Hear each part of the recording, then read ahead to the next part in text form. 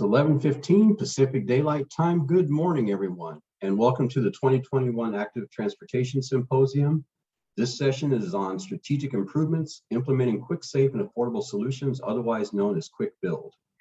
Before we make introductions for the panelists today and share the presentation with you, I'd like to go over a little bit of housekeeping. All participants are muted and your video feature is turned off. A quick reminder, the session is being recorded. We have 75 minutes, and so we plan to present for no more than an hour, and then we'll have about 15 minutes left to answer any questions and provide any additional information. We encourage you, though, to ask questions throughout, and when you do so, use the Q&A widget, not the chat widget. If you ask any questions in the chat widget, they will not be read. The chat is only for if you have any technical issues in which you need to reach the meeting producer. So again, please input all presentation-related questions in the Q&A widget. In addition, there's a feature in the Q&A widget which you can upvote questions. So if you have the same question, or if you are really interested in having a specific question answered, please upvote it, and the questions that have the most votes will likely get asked first. So with that, let's get right to it. So I'd like to introduce myself. I am Stephen Frieson. I am the Chief Operating Officer and Principal Engineer for Alta Planning and Design. I'm located in Los Angeles, California. Joining me today are Nicole Ferrara, Policy and Intergovernmental Affairs Advisor at the City of Oakland, and Vignesh Swaminathan, Principal in Charge and Project Manager at Crossroad Lab. So what is Quick Build? Quick Build is a method to help local governments improve communities for walking, bicycling, micromobility on a minimal budget and on a compressed timeline. And that's kind of the key thing, doing things quickly. Quick Build projects install bicycle, pedestrian, or traffic safety improvements using low-cost materials, things that you might have readily at hand, that can be installed quickly. These types of projects are flexible and they're designed to be easily changed or even removed if necessary. You know, being nimble is really one of the key artifacts of a quick build project. What they are not are pop-up or demonstration projects that are intended to be removed after a short period. There is a little bit of gray area, I will admit, when it comes to quick build versus demonstration. Some demonstration projects can go on for quite a while, but at the end of the day, quick build is intended to be a semi-permanent type of installation that really gives the public an idea of how a benefit might truly be implemented and at the end of the day could be turned into something more permanent. So a few other thoughts on why Quick Build. Provides tremendous opportunities to implement projects in compressed timelines with fewer resources while accommodating and meeting increased demand for things like walking, bicycling, and micromobility. The micromobility, just for a little bit of context, is things like golf carts, electric bicycles in particular. There's quite a groundswell of technology these days that's been brought on and aided and abetted by the COVID pandemic that's really brought to the forefront things like electric bicycles. And so Quick Build is a way of providing facilities to accommodate those and other types of non-motorized transportation opportunities. It gives communities an opportunity to see and adjust what works on the ground rather than in theory. And that's really important. For the most part, it's difficult for the public to perceive how something will operate when it's on a two-dimensional piece of paper, but actually seeing it in situ is a really good way of demonstrating the efficacy and troubleshooting any issues that might arise.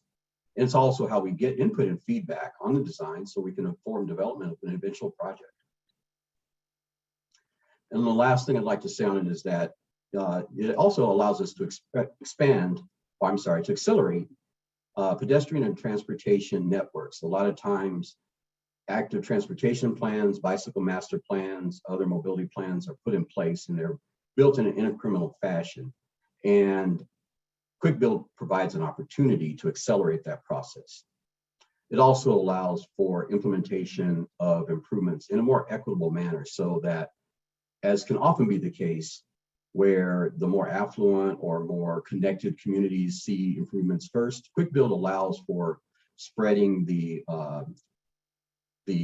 benefits of active mobility to other communities in a much faster fashion and in a more equitable fashion.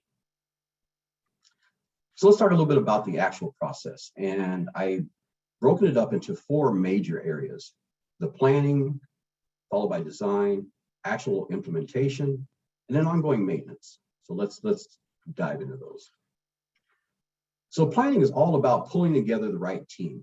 And this is really critical because, as the name implies, quick build means that things happen pretty rapidly. It means that the folks that are involved have to be committed to the cause and also engaged fully, and the right people have to be at the table. So that means that a key coordinator or project lead from the agency side needs to be not only assigned, but truly dedicated to the overall process, supported by planners, engineers, and then other members of the staff at the particular agency as appropriate. And that may mean maintenance, construction folks, could be parking enforcement, depends on the type of project contemplated. But at the end of the day, it's really important to right up front assemble the appropriate team, the appropriate team members in that team, so that as we go forward in producing a quick build project, that we don't get along the way and realize that we didn't have somebody at the table that needed to be there to help make decisions. Understanding the project goals is really important. This could be as simple as promoting something that was in an active transportation plan. It could be a desire from the community in real time, but ultimately understanding right up front, establishing the project goals and clearly communicating those to the team, and then ultimately to the public is imperative. And identifying staff resources along with that, because let's be frank, we all have lots to do. You as those of you who are public staff, public officials, you have a lot on your plate. So it's imperative that before a quick build process is initiated, that the resources are clearly identified, and that also applies to materials. One of the hallmarks of quick build projects is that they intend, and you'll hear me talk about this a little bit later on in this presentation, to leverage the materials that might be on hand, barricades, signs, and so on. So in the planning process, one of the tools in the toolkit that I would encourage agencies to use, besides their own staff, are any on-call lists that they may have, indefinite delivery, indefinite quantity types of contracts. Those can be pivoted and leveraged often as not to provide resources for quick build projects. And take advantage of predictable opportunities, such as upcoming paving or striping projects. It's nice to piggyback on work that's already planned when you're doing a quick build project. That way there's not multiple mobilizations, and the perception from the public is that things aren't being done in serial fashion. They won't really perceive that you're doing actually 2 projects when you're able to piggyback on an existing one.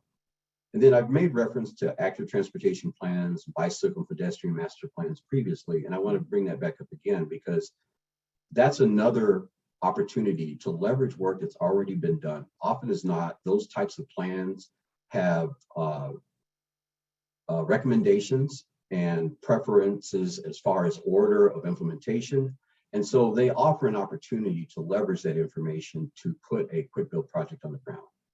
And then while you're at it, I highly encourage you to advocate for more funding, because quick build, from my perspective, is a great opportunity to create a transitional project. Transitional in the sense that it allows for putting something on the ground immediately, but in a semi-permanent, semi-formal fashion, so that taking it that final few steps to full implementation and full construction is easy to do. During the design process, it's really important to not stray, unless it's absolutely necessary, from already ordained or prescribed methodologies, appropriate standards, those that are ADA specific. The California MUTCD is usually a foundational document for traffic channelization improvements and things that inure to the facilities that we seek to put down as a quick build for pedestrians and bicyclists. The NACTO Urban Bikeway Design Guide, and it also has a relative for rural facilities, but in particular, I would point you towards the Urban Bikeway Design Guide because it provides a lot of guidance and information as to how to enact improvements and can be used and should be used as a foundational document for developing quick build design. And then of course, here in California, Caltrans standards apply to anything on the state highway and are used generally for traffic control device, for traffic installations and so on. So that is also an important source, as well as local standards. Local jurisdictions may have specific things that are ordained, parking regulations, signage, and so on. So you want to make sure that, again, you're not making things up, that you're using what's already in the can. And along those lines, there are standard details out there for separated bikeways, things like transit stops. Some of the agencies like the city of Oakland have done some really wonderful work in coming up with facilities that allow for transit stops adjacent to bicycle facilities and quick build facilities. Transition zones, how do you get in and out of a particular facility, in particularly at intersections? How do we traverse those and so on?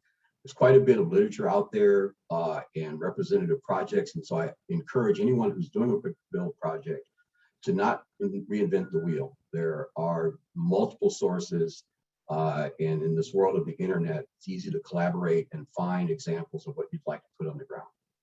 Avoid non-standard design whenever possible, particularly if you're touching the state right-of-way, because the process of getting design deviations approved can be quite lengthy.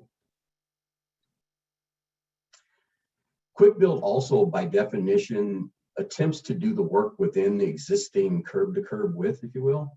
And so by definition, that means that we try to avoid things like reconstructing curb and gutter, or moving or altering drainage structures, or for that matter, touching traffic signals. Although there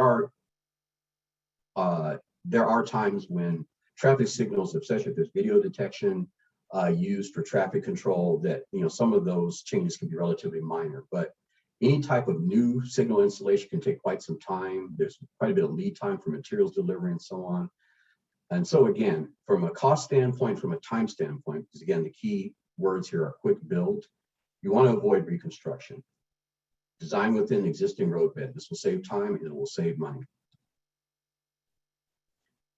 So when we get around to implementing, it's really important to understand the funding sources and requirements. Depending on where the dollars are coming from for your quick build project, whether it's federal or state or local, or perhaps even donations. There are sometimes benefactors that are willing to, whether there are businesses or individuals that are willing to contribute.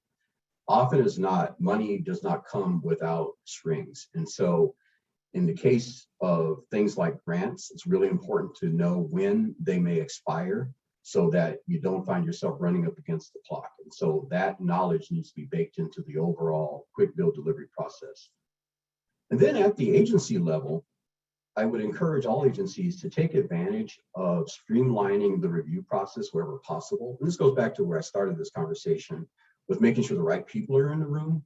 When you're building your team and you're pulling together those that ultimately have to provide approval or guidance on the development and overall implementation of a quick build project, there's an opportunity to streamline that overall review process. And by extension, any permits that need to be acquired, taking into account the timeline that typically exists for getting permits approved and so on. If there's early communication about what may be needed from a permitting standpoint, changes to restrictions like parking and so on, it's best to have those things identified early on and make sure, again, those that are responsible for adjudicating those particular permits or policies or requirements are at the table. And then you might recall that I mentioned at the outset about leveraging resources internally, things that you have laying around the yard, so to speak. And so existing material stockpiles are a great location to grab things like barricades, signs, and so on. And it's been my experience that provides a great opportunity to save money and also mobilize very quickly.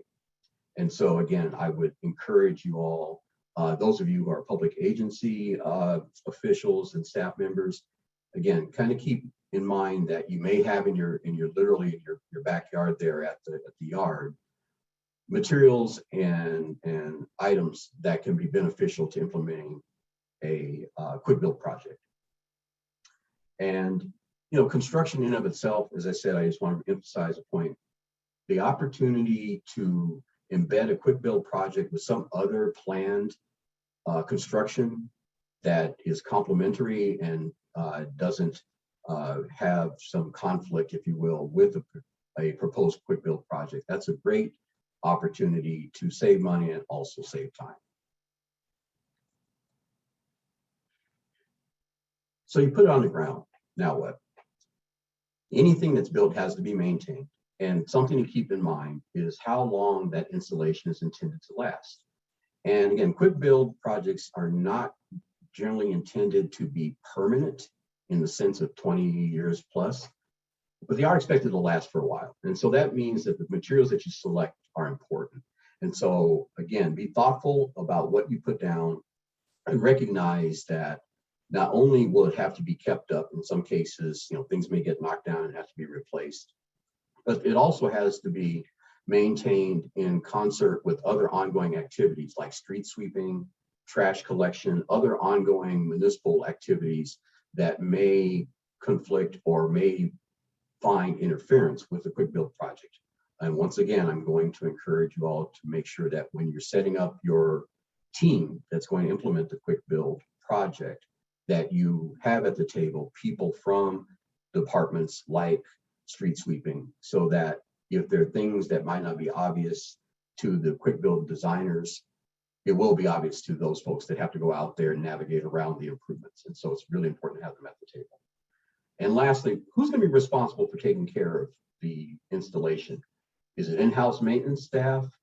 Do you see an opportunity, does funding permit hiring of an external hired force? Or are there volunteers? I would encourage you to reach out and leverage as many different resources as possible for a couple of reasons. One is the obvious one we're talking about here, which is maintaining the installation. The other would be that you're creating an environment of inclusion and participation. And so having particularly volunteers from the community participating in some of the upkeep, if that's feasible, is a wonderful thing. And you can leverage community-based organizations and other local entities for finding those who are passionate about your quick build project, get them involved, have them help. And so with that, that is the end of my presentation, and I'm going to turn the floor over to Nicole.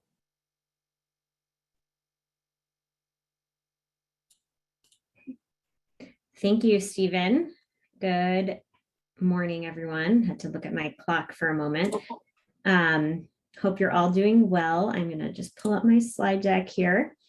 As Stephen mentioned, my name is Nicole Ferrara, and I am our Policy and Intergovernmental Affairs Advisor here at the City of Oakland Department of Transportation.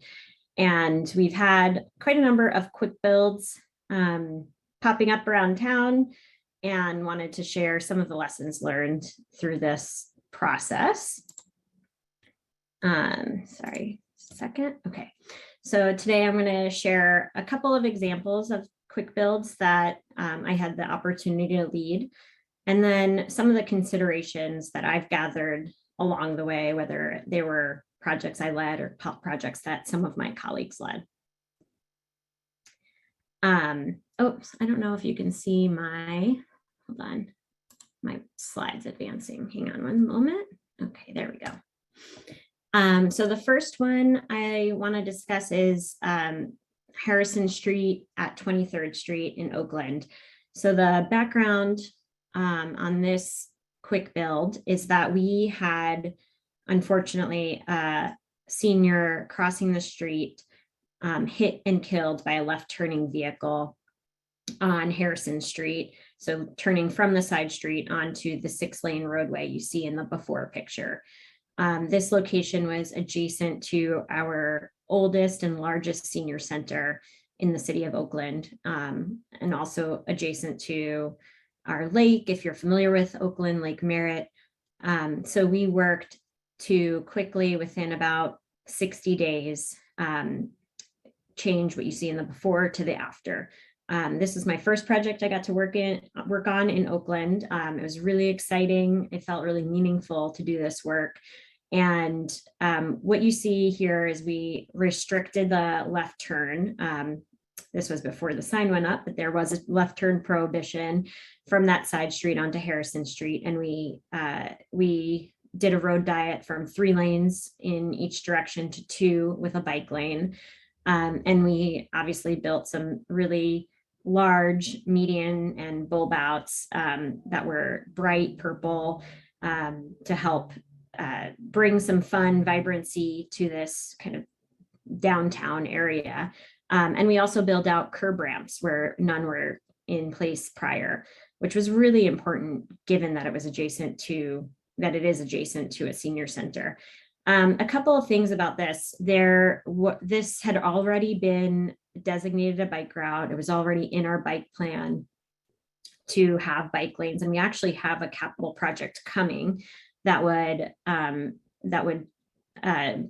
install protected bike lanes and basically turn everything you see into concrete, that except for the bulb outs, those would be refuge islands on the other side of the bike lane. So this was a great opportunity to do something in the immediate future, or in the immediate sense, that could actualize some of the kind of long-term goals that were coming through our capital program. The next project I want to talk about is our Chinatown Lake Merritt BART station area. This is an area of the city that is within our high priority equity neighborhoods. It also, similarly to the last example, has a number of seniors walking throughout the area. On the left-hand side of the before and after pictures is our BART station, or regional rail. You can see bus stops on the right-hand side, a big transit hub, lots of people walking and biking here. And every single street in Chinatown in Oakland is part of our high injury network. So that's just 6% of our streets that account for over 60% of severe and fatal crashes. So for many reasons, this raised to the level of significance for us to prioritize doing some meaningful change. What you see here is basically we had an HSIP grant to install mast arms that you can see upgraded from the before to the after, and to install some curb cuts. And this grant application was probably, we probably applied 5 years before the installation date, which was 2 years ago. And in that time, a lot had changed in our transportation planning and what we know and what we were willing to do. So we actually modified our program and added some of what you see here in terms of signs and stripes and obviously the protected intersection and painted bulb outs. So what we were able to do, which was actually really, I thought, pretty thoughtful, when our director's idea was to actually so these are 2 one-way streets. So we were able to take the pocket that's remaining from the turning lane. So we created a forced turn lane where you see the car and the after. So that whole lane was required to make a right-hand turn, which was already happening because these were one-way streets. And then we were able to make a really large painted bulb out as a result on the opposite side, on the what we call the shadow of that pocket turn lane. So we were able to actually cut crossing distances by 60% in this really, again, area with a lot of severe and fatal crashes. And I'll talk a little bit later about what that resulted in. So kind of moving from examples to some of considerations. First, it's really important to establish some goals of your quick build program at large. So for us, our program was really informed by safety and equity throughout, right? We want to make sure we're working to prevent severe and fatal crashes. We want to make sure we're helping to close our equity gaps, because we know that in our highest priority communities, our seniors, our BIPOC neighborhoods that crashes concentrate, and on our high injury corridors as well, which all overlap, unfortunately. So how can we use this opportunity to help close those equity gaps and crashes as soon as possible? The next thing that we wanted to prioritize is engagement, of course. A lot of these came out of working really closely with communities on shaping what these improvements would look like. And it's a really gratifying process for planners, at least from my perspective, and hopefully from the community perspective as well, because instead of the 10-year capital planning process where you start from envisioning and getting involved in a long range plan to actually seeing the project on the ground, this can happen in just a matter of months. And I think people get really excited about that. And, you know, it's not usual in our infrastructure world. And then think about the design options. Are you looking at intersections or corridors, and what types of treatments is your city or jurisdiction willing to do? And that can help narrow down like the type of program that you would want to be building. The second consideration is the purpose of your project. And I think it's really important to be upfront with the community, with decision makers, and with yourselves. Is this a pilot? Oftentimes I find that we say, this is a pilot, we're just trying it out, when in fact, it's not a pilot, it's an early implementation. Because maybe, for example, on Telegraph Ave, the picture shown here, we discussed this with the community as a pilot, but in fact, we had also applied for a capital project to implement a permanent program at the same time, and we were awarded the capital project. So in fact, it wasn't a pilot, it was early implementation. And I think that matters in terms of what the community's expectations are, and what you're evaluating, how, you know, maybe I think everything, you can learn from everything. So even if it is an early implementation project, you can learn and make adjustments, but just being really clear is important. The third is project delivery. So I would definitely encourage that you seek opportunities for coordination with planned projects. So the right-hand side photo is from the Chinatown Lake Merritt BART project. We were able to coordinate with the HSIP project, as I mentioned, and add this as a change order to a contract with contractors. So they were able to do the work for us.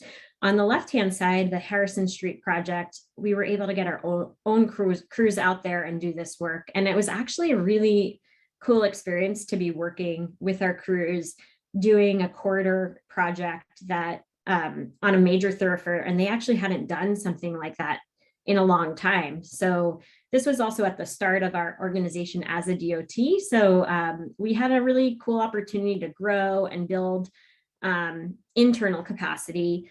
And some of the things that came out of that included, you know, buying a machine to install thermoplastic, training our teams and our crews to make sure that they learned how to use various thermoplastic tools or paint, and of course, traffic control planning on a major thoroughfare is really important for their safety.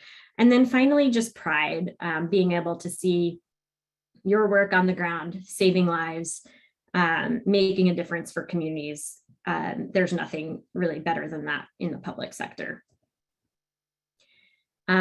The next is community engagement. And I just start this off of, what are your goals for engagement? Is your goal to inform? Is your goal to help co-create with the community?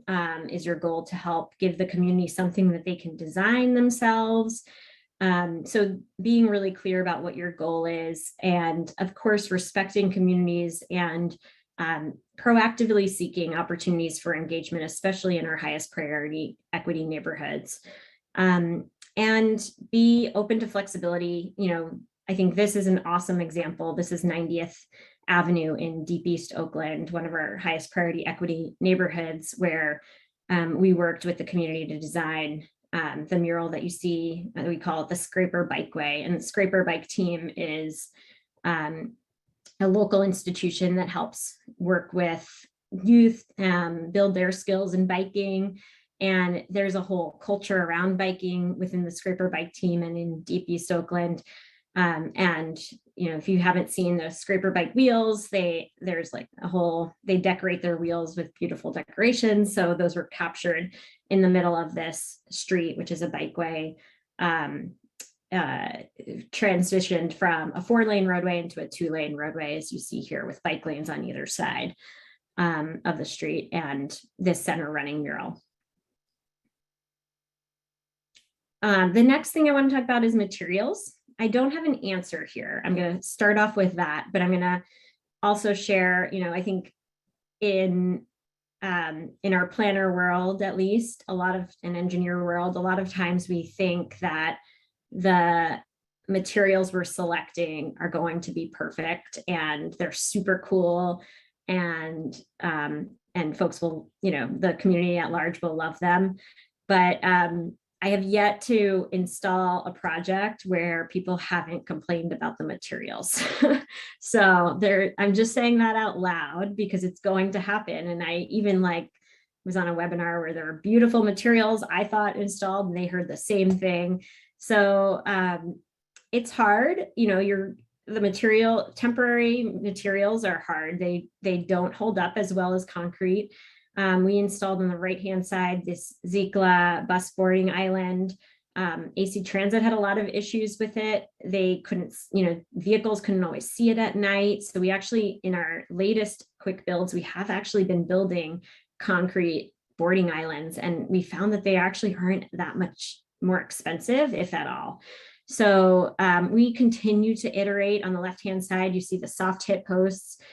We've upgraded those to K71 posts, which are still plastic, but much thicker and look like bollards. And they hold up longer, but people don't love them. They don't love the look of them. And they're hard to maintain, all of these things are hard to maintain. So just reiterating Stephen's point of building maintenance in to your process and engaging them early on in what you're planning. The last point I want to make is evaluation. This is probably really obvious, but it's surprising how many times we forget, because as we work on delivering projects, it's really easy to get caught up in the timeline of delivering a project that we forget to actually measure baseline data. So make sure you're measuring your things that you want to measure beforehand and after, of course. In this project, in Chinatown, we saw that driver yielding to pedestrians increased by 23%. And we also wanted to know, this is our first protected bike intersection.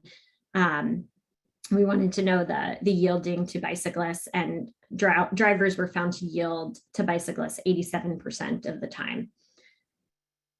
And more on evaluation is, not only gather that data, but tell your story.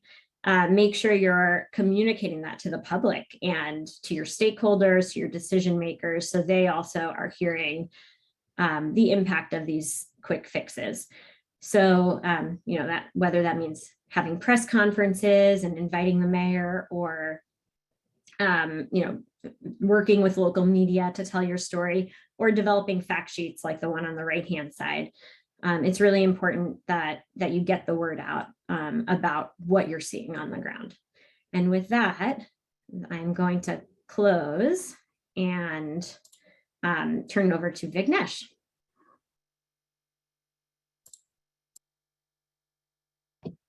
Thank you, Nicole. Give me a minute while I set up my slides here.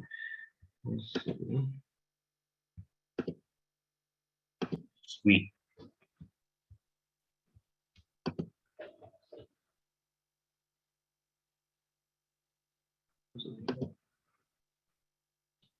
Thank you so much, Nicole.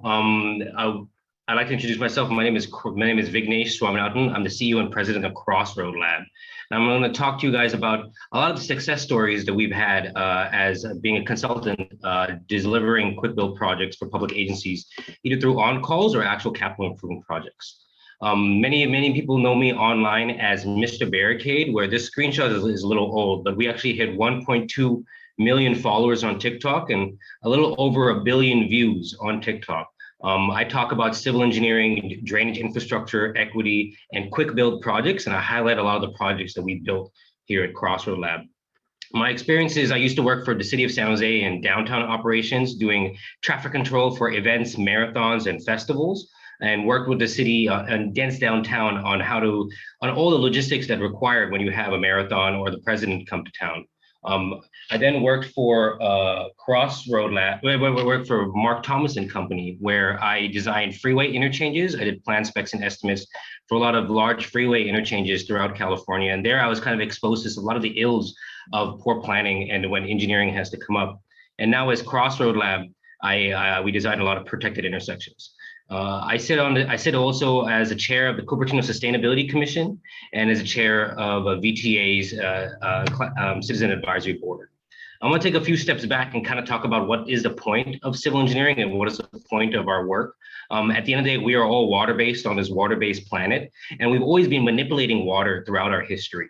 From the beginning of our first civilization, when humans went from hunter-gatherers to actually starting to establish cities and towns, we've established where clean water comes in and dirty water comes out. And the images you see on the top right is the original clean water coming in and the sewage line coming out from the original Indus Valley civilization that is in modern-day Pakistan. Throughout our history, we've had work with drainage, but sometimes it's been used by empires to manipulate and marginalize different communities because of clean water and dirty water. And where my family's from in Tamil Nadu, they've also been working with drainage and flooding for a very, very long time. Even in America, we have our own history with drainage and traffic control. And those of you who know me from TikTok, I call my fans Drain Gang and Traffic Control, because I talk about drainage and traffic control throughout my TikTok.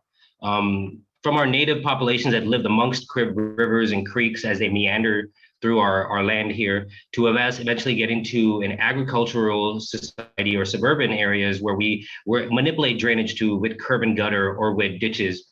We've always been messing with drainage.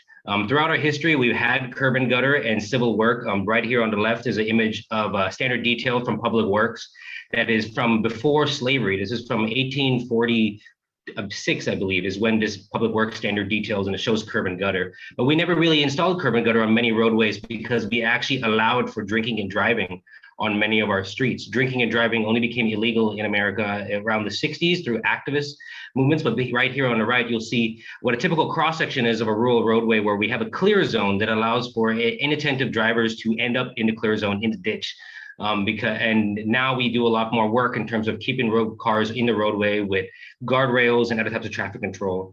And then later in our history, as vehicles got faster and faster, we started to build large highways through different neighborhoods. And a lot of these times they happen through low income neighborhoods or through low lying floodplains that actually mess with drainage today. Some of the best practices of what we need to be doing is where we have pollinating plants and trees along our corridors to allow for our ecosystems to come back to more natural times. We like to have street trails along our creeks and rivers to allow for foxes and other types of rodents and other type of recreational activities along our creeks and rivers. And eventually, and at the middle screen, you'll see kind of our inequities. On the right, surrounded by flood zones, is East Palo Alto, which is a historically redlined community that was murder capital of the country in the late 90s, is actually where I live today. And on the left, right here, where you see these green trees, is actually Atherton, which is the most expensive zip code in the country. And you can see the stark difference between the two areas, not only by the design of the community with their street trees in Atherton and walking paths. In East Palo Alto, there's no drainage and no street trees, but you'll see that it's also surrounded by flood zones. So we've been dealing with these redlined and different communities for a long time.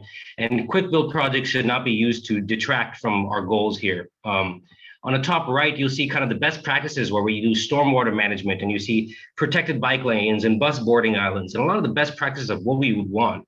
But our community needs steps to get towards that. And that's what quick build is all about.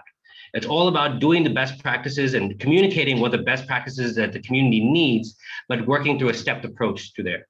We also have a lot of issues with how we design our roads. A lot of us, we were forced to use the AASHTO, or which is a highway design guide that promotes weaving. Weaving means when a vehicle and a vehicle go at similar speeds to cross paths. And many of us know that weaving, it does feel unsafe on a lot of highways, but that's just how we've use our theory, and we still use weave theory when we deal with bicycles and cars today.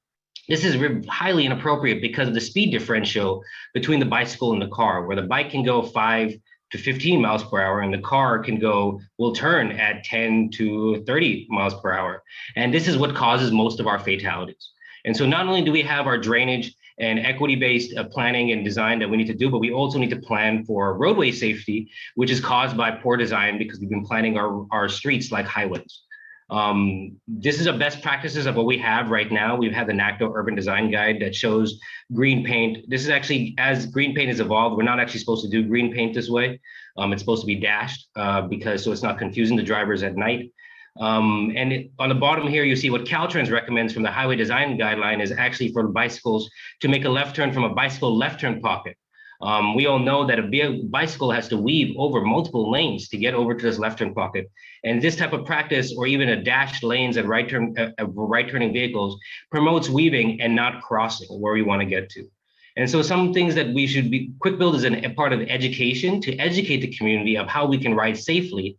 And some of the quick steps that we might do is use 2-stage turn boxes to encourage cyclists to go straight and pause at the green box and turn. And that way we are able to get crossing instead of weaving in our design. Now, with some of the best practices we've talked about is a protected intersection or a Dutch intersection that kind of balances all these different type of users from a complete street into a complete intersection. And the best these accommodate for large trucks by setting back left turn stop bars. And the goal is to get vehicles to cross bikes perpendicularly instead of crossing bikes at an angle where they are in their blind spot. And so Quick Build, in my opinion, is to help educate the community to get to this new tomorrow, where we will be having crossing and we will be having more pedestrian space, more bike space, and we have to educate them through implementation. Many people can't understand a slideshow or even understand this image right here. And so by putting together demonstration projects, we're able to showcase that. We're fairly limited in our design standards right now. On the right here, you'll see DIB 89, which is what is a protected bike lane by Caltrans. And this is the image that we all used for defining what is a protected bike lane. And it looks like it was made in Microsoft Word. And that's the best detail that we have here in California to do our work. Massachusetts has created their own guideline of protected intersections, but they've only been able to implement about 2 of these protected intersections throughout after this guide has been released in 2015. So we collaborated with NACDO with a lot of the best practices of us experimenting and working in the street and put it into the Don't Give Up at the Intersection guideline. And I recommend you all to check out that guideline. It talks about how to design and implement protected intersections and safe streets and safe crossings with Quick Build materials and making it all MUTCD compliant. My firm and I were some of the only PEs who were on this review of this document here, and we put all the best practices and our heart and soul into this document. It's called Don't Give Up at the Intersections because engineers like to leave the liability up to the user at the intersection instead of putting the liability into their designs. And Don't Give Up at the Intersection is titled that way to encourage engineers to not give up at the intersection. The process of going from demonstration projects that you heard about in different presentations, eventually to go to more permanent installations. And I'll talk about some of the best practice examples that we've conducted here. Here's an image from that guidance. On the left here, we helped write a lot of these notes and draw these diagrams that were in the guidance. And on the left, on the right here, sorry, on the left is a diagram. On the right here, you'll see some of these in practice. Now, these are all done with materials that we're all used to. Right here is the K71 post that you heard Nicole talk about earlier. And in the corner, we put 2 radii. And this is essential to try and educate the community to cross and not weave. You put a large radii, it encourages people to speed and cross at awkward angles. And so we put 2 radii, and in the center here, you'll see a lot of dots, which is a regular roadway material that we use all the time. And this is used so that when cars cross the corner, if a car wants to speed around the corner, they feel these bumps, and there's also an audio feedback. And so they actually slow down, and so we can encourage crossing and not weaving. I'm going to play a TikTok right here of me explaining one of these. Hey all, Mr. Barricade here to show you a fully protected intersection with all four corners protected in San Jose, California. This is Almaden Road and San Fernando right here, and it was designed by yours truly. Let's check it out. The vehicle stop bar is placed right here as a good 20 to 30 feet from where the bicycles wait in this forward bicycle box. And so when a bike approaches the intersection, they come wait to this bike box while the vehicles are waiting back here. And when a green light goes, the bike gets a head start in front of the vehicle. To reduce the risk of any sort of crash on a green phase, we put a very tight radius here, so a vehicle is forced to slow down when making this turn, and they view the bike at a better angle and not in their blind spot. And so when a bicycle wants to make a left turn, they cross on a green phase, and they come right to this box, and they wait here for the next phase, which comes right after. This helps inexperienced cyclists, people in scooters, and folks in mobility scooters. So come check it out in San Jose, California. So one of the benefits of using TikTok as a platform to communicate is it's not in plan view, it's in point of view. And it's like it actually shows how the users are actually going to use the facility instead of inviting them to regular community meetings and having them come look at slide decks of plan view. You know how many times when I've explained a plan view and the community staring at it and they ask me, hey, where is the big tree that I walk by? And people are very, very used to accessing their community from their angle from their cell phone. And this is TikTok and other types of social media has been a great way to help us educate the community so we're not repeating ourselves all the time. What you saw right here is a project that was funded by the Knight Foundation because the city procurement process takes a long time to implement 16 miles of protected bikeway throughout dense downtown core of San Jose, and also a two-way cycle track that you see on the right that goes directly to the BART station. Just because BART was coming to town and it takes a long time for city to plan and design a lot of these projects. And this entire project was not done part of the master plan process, but it was actually done as part of the pavement rehab process. So we looked at what roads they were going to rehab that year, and we implemented an entire bicycle network in 10 months. It went from, do we really want to do this in January to construction in October of 2018. Or 2017, sorry. And this eventually leads into fully built out intersections like you see in the city of Fremont, where we do a decent amount of work. City of Fremont, I am proud to say, is the only city in the country that had a reduction in traffic fatalities during the pandemic. And that's because they've been implementing a lot of quick build projects that eventually lead to these fully built out raised protected intersections with second decimal grades and elevations for ADA compliance. City of Fremont has learned a lot from this intersection. They've actually adjusted their design a little bit more than what you would see in any of the guidebooks right now. And I feel free to ask some questions later about what that best practice is. But having the Dutch style intersection has worked in many ways, but also has had a lot of lessons learned, even in these fully built out intersections. And I encourage you all to go to Fremont to come check out the great work that they've done out there. Through the pandemic, we've modified the intersection slightly by either putting an art in the corner and putting a double white line, which is essential. A double white line, according to the CVC, means that you move the edge of travelway, similar to how you see on fast track. And that way, vehicles are not supposed to cross a double white line, and it's a ticketable offense.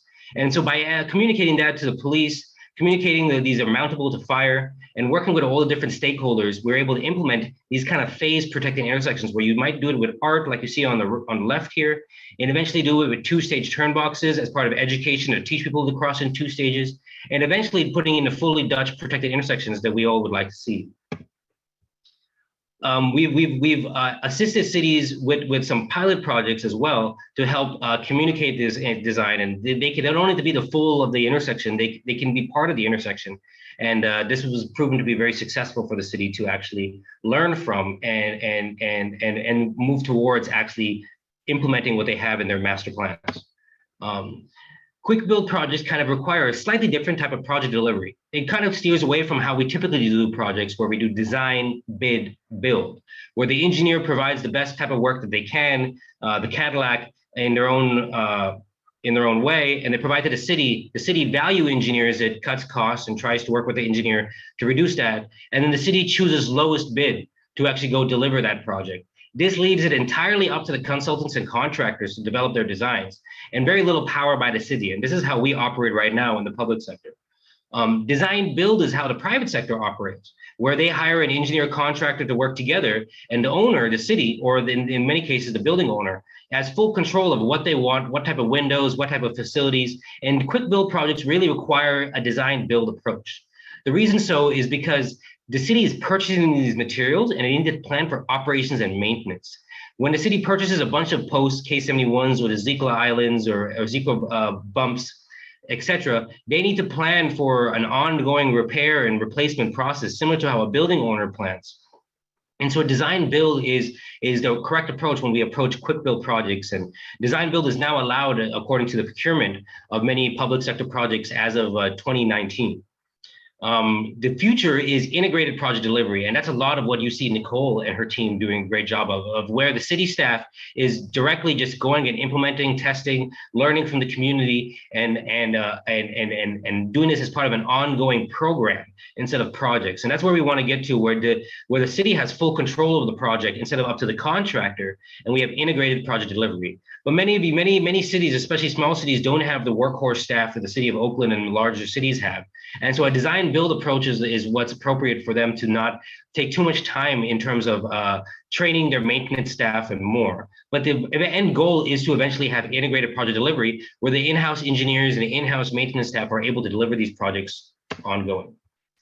A lot of what I do with my TikTok is I try to communicate these complicated things in simple ways. Instead of using plan, specs, and estimate, is how we talk in engineering, I try to communicate things in such of an exhibit, memo, and cost. And this is I found in terms of the activists to really enable city staff to be able to actually deliver projects by preparing an exhibit, a short feasibility memo or letter, and a cost estimate.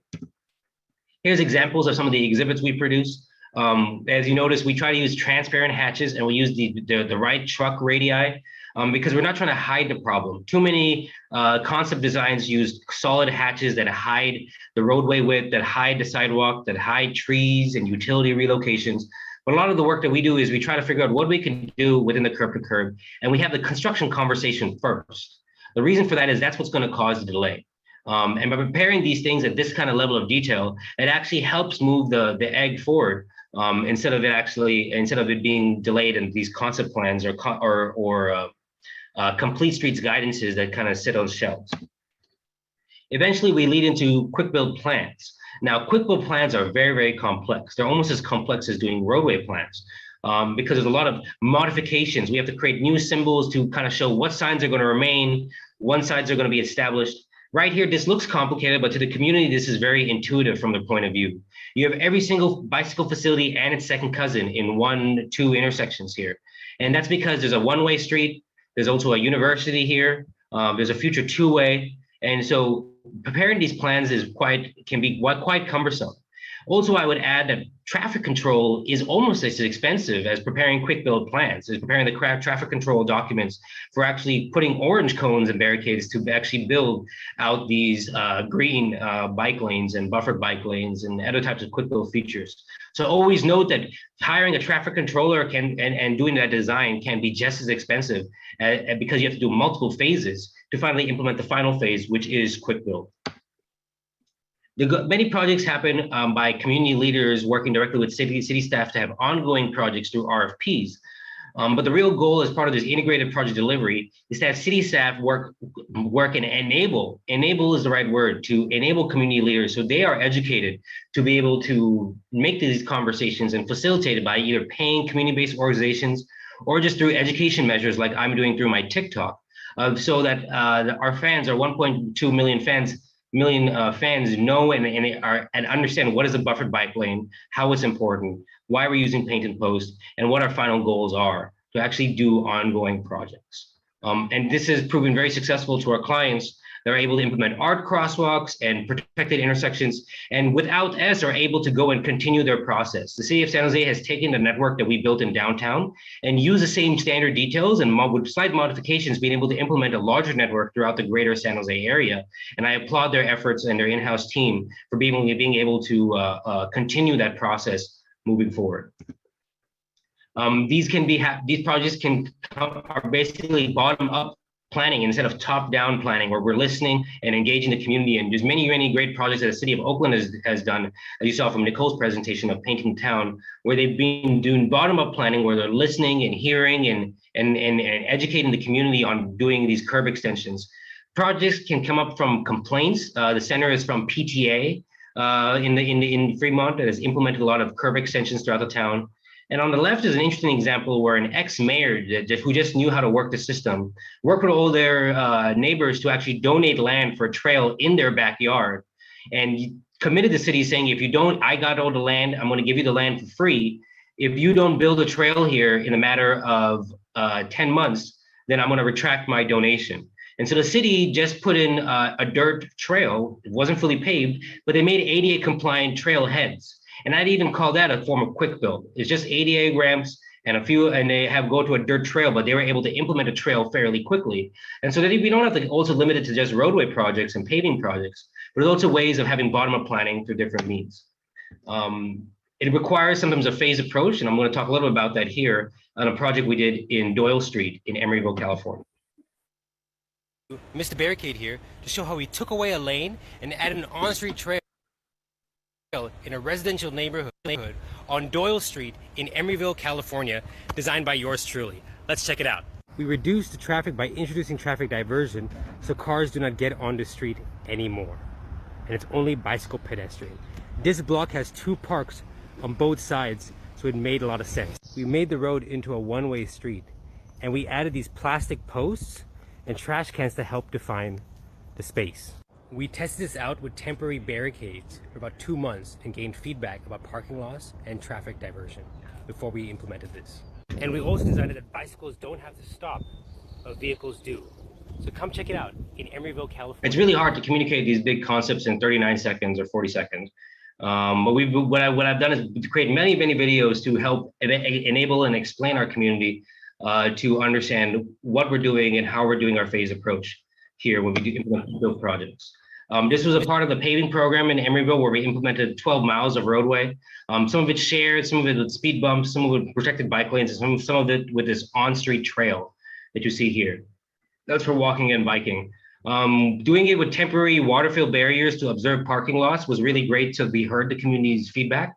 And finally doing this implementation worked out really well for the community and the trucking industry that's in the area that was able to maneuver and be able to turn well into their bays here off the one-way street. It was easier for them to turn across the protected bikeway than make right turns, and they actually appreciated us with doing the circulation through their network. These can also be mini projects that just can be part of something that's missing. What happened here is MTC built a trail on the Richmond Bridge, and Caltrans was building a trail on an interchange, and there was not the intersection in between was kind of forgotten.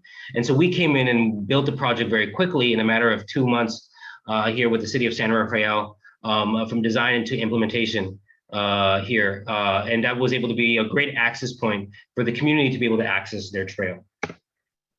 There's also can be incorporations of technology here. As you may notice, a lot of my projects are not city funded, they're private or foundation funded, and that's just because things move faster that way. This project was funded by Facebook, where Facebook bought a new building on the other side of the street, and they needed to build a crosswalk in an emergency to get their employees across. When we put in the crosswalk with painted curb extensions and a painted median refuge, and we put in the 2 new ADA ramps that kept the existing flow line, we did all that without any survey because we didn't want to delay the project.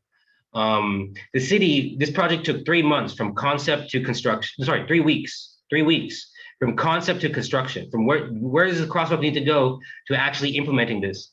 The reason is because we preempted the lead time for the RRFB that was there because our relations with TAPCO and other manufacturers.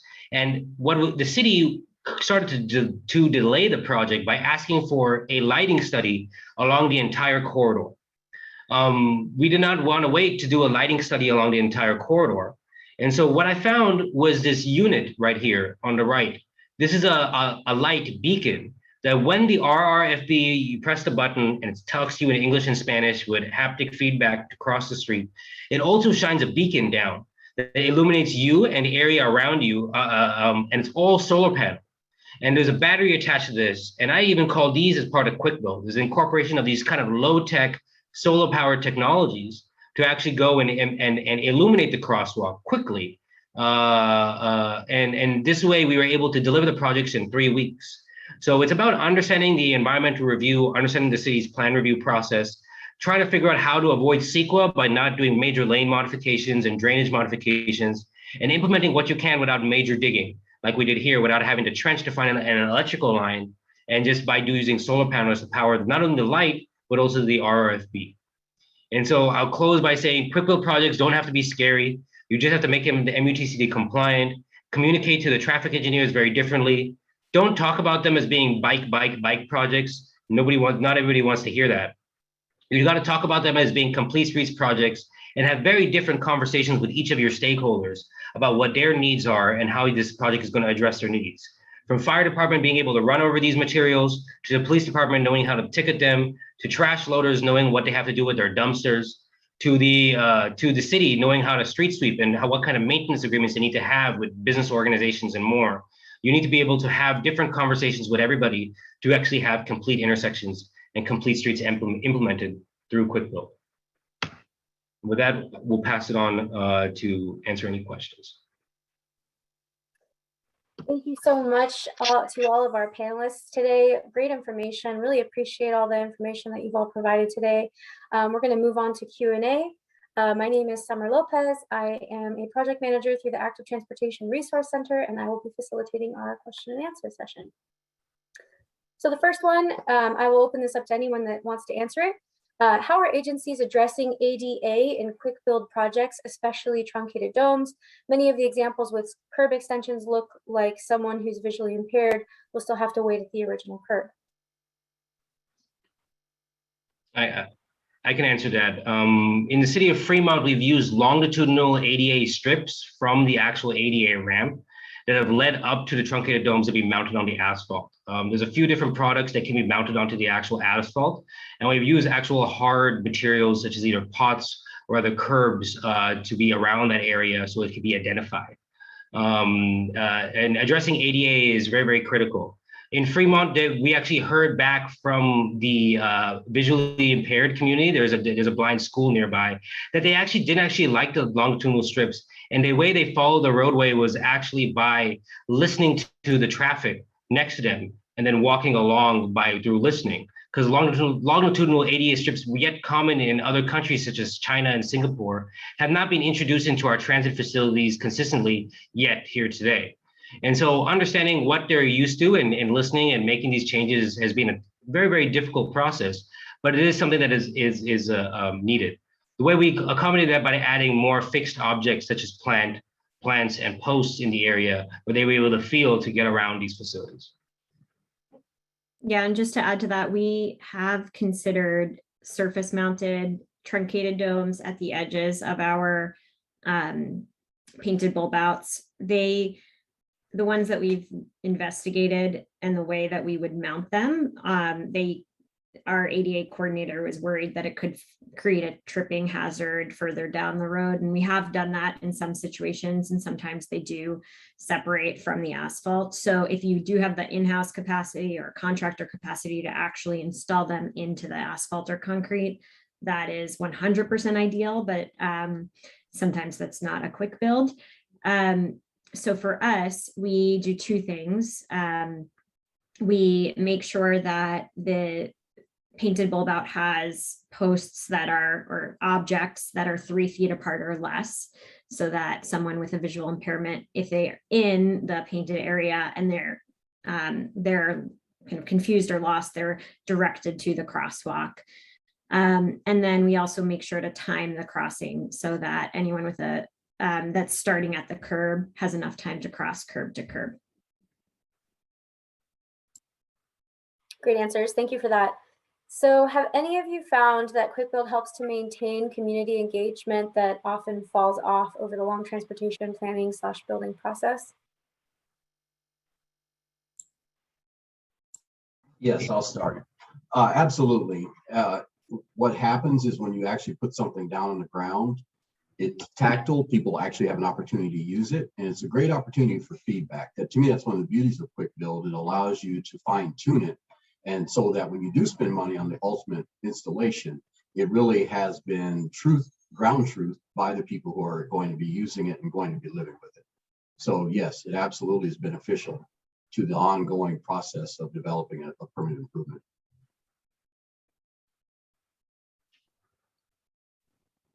Nicole, or Vignesh, anything to add to that? Yes.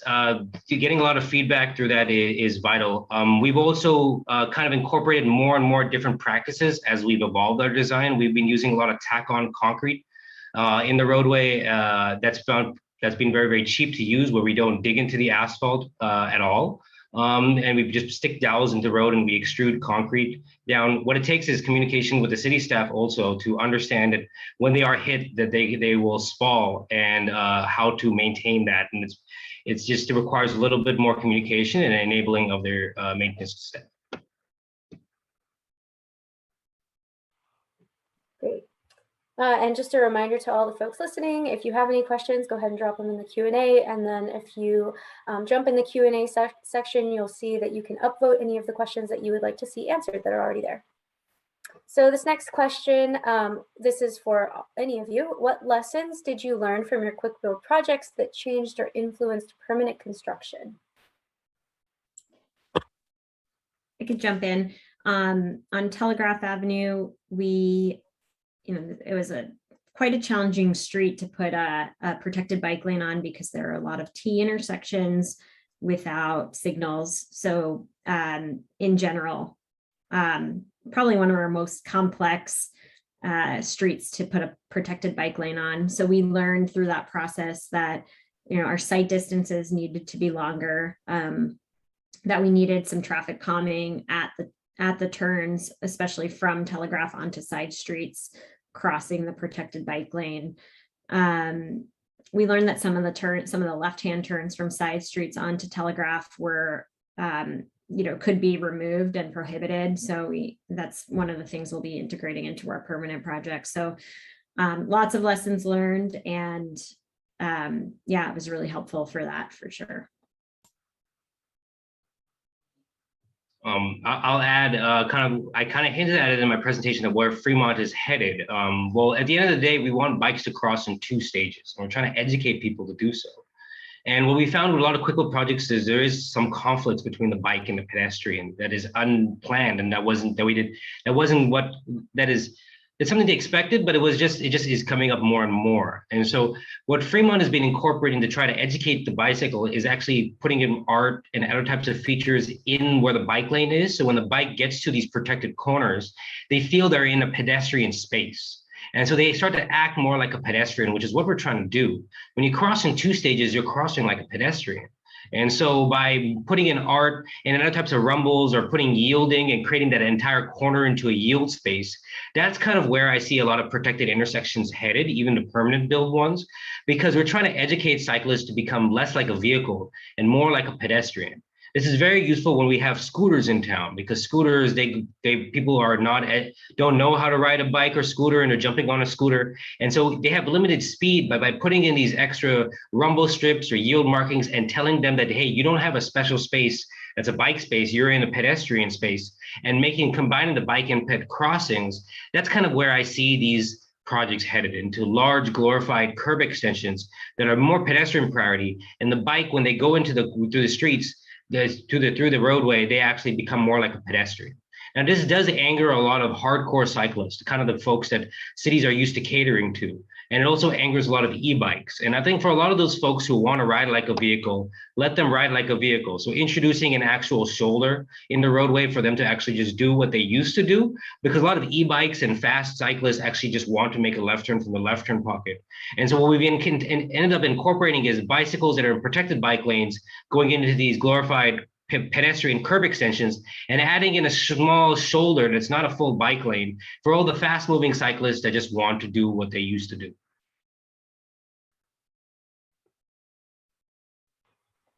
Thanks for that. So this next question is specifically for Vignesh, though I imagine that if Stephen or Nicole have had any projects where they worked with Caltrans, then they would be able to answer this one too. They'd like to know if you could share some experience working through the Caltrans permitting process, and then specifically about crosswalks with artwork, which we all know are very difficult to get approved. And also, I believe that the MUTCD doesn't allow that as a standard. So how do you work through that? So I actually think it's quite easy. The reason is because I'm actually a Caltrans engineer. I grew up and was bred with Caltrans. I worked for Mark Thomas and Company and did mostly Caltrans work. And so I speak and I work with their language. And I'll add this to just kind of how I talk to all my engineers is I draw the plans into what the engineers are used to using their details and call outs that they're used to. And you may not think of this as a big deal. For instance, in the city of San Jose, the city of San Jose renumbered all of the Caltrans standard details 1 through 24. And so instead of me showing them, hey, this is a detail 39 that they call a detail 12, I use their circle with their 12 to communicate with them. Same thing I do with Caltrans is Caltrans uses a little stretched hexagon and they don't know how to read it if it doesn't have this little stretched hexagon. It's just confusing to them.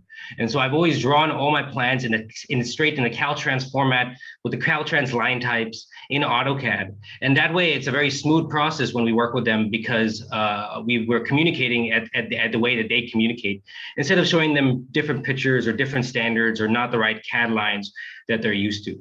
I've also always attached an engineering memo that goes along with my Caltrans encroachment permits whenever I've done gone into the right of way that explains what I'm defining as a new edge of travel way. A double white line, like I mentioned, is the definition of where the edge of travel way is, solid on both sides. A lot of cities have been incorporating buffered bike lanes with a double white line and then have parking to the right of that. I think that's super confusing because that goes against what the CVC says. And so I'm always about consistency.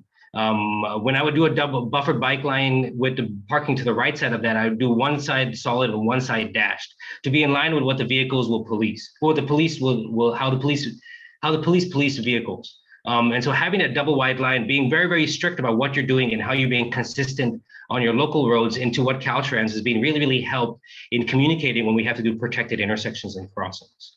Now, in regard to the crosswalk, the art crosswalk, I always recommend to not use continental crosswalks or what we joke and call them piano keys, or the elephant keys that you see where the elephant tracks with a larger 2x2, but 4x4 crosswalks with a 4 foot solid, 4 foot in the middle and a 4 foot on the right. I encourage if you're trying to do an art crosswalk to just do a regular white line crosswalk where there's 2 white bars on either side.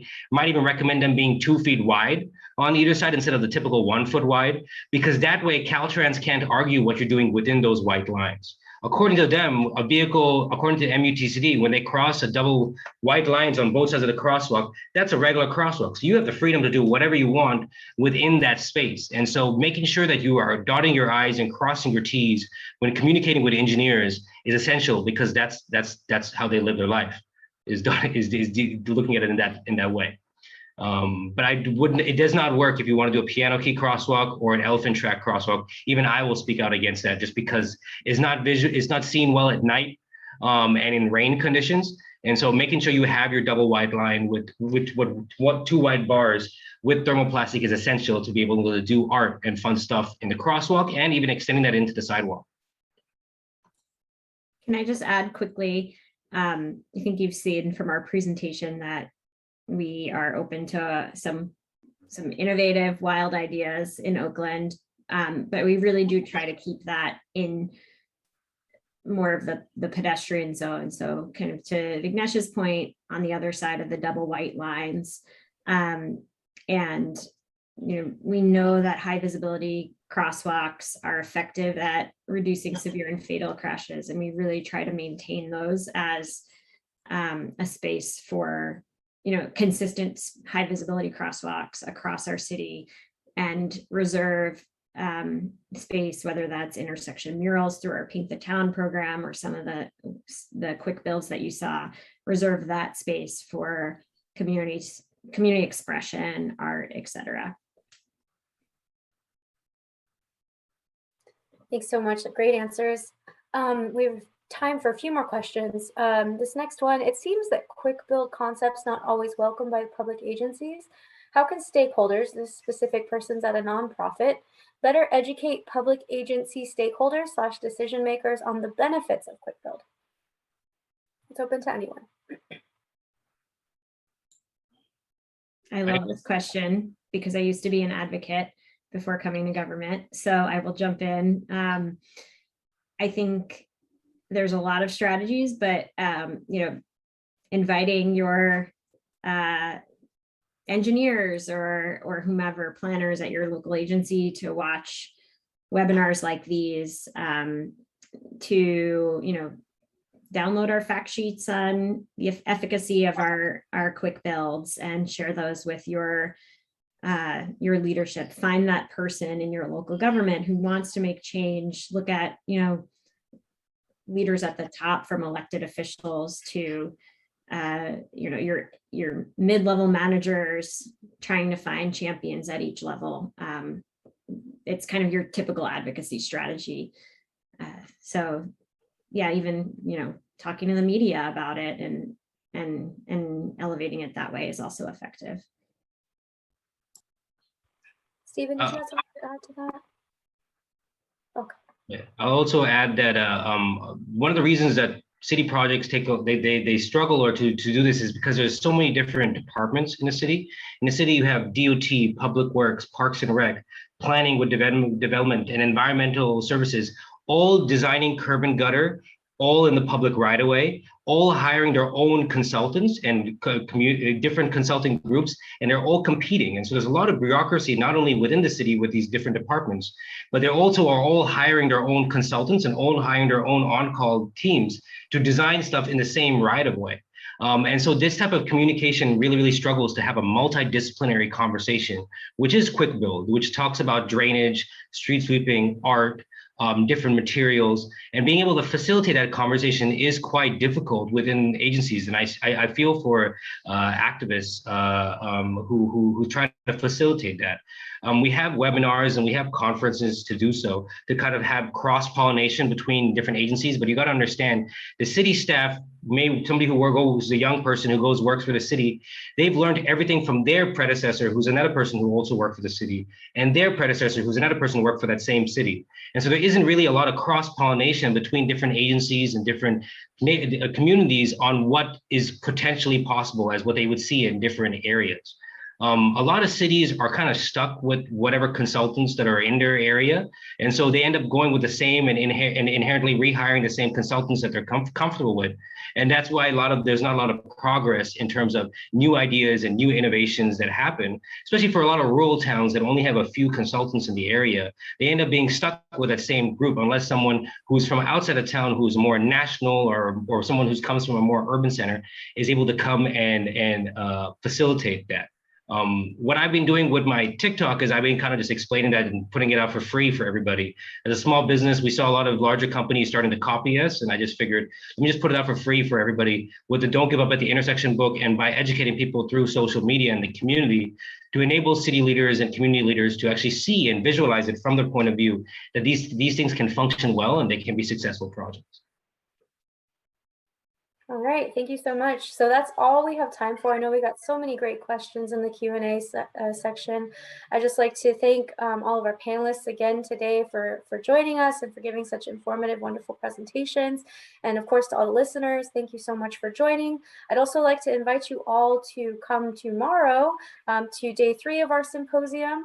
It starts at 8:30 a.m. And additionally, we will have a virtual networking session where we can continue these conversations, bring those questions that you have, and we can continue the conversation and chat a little more.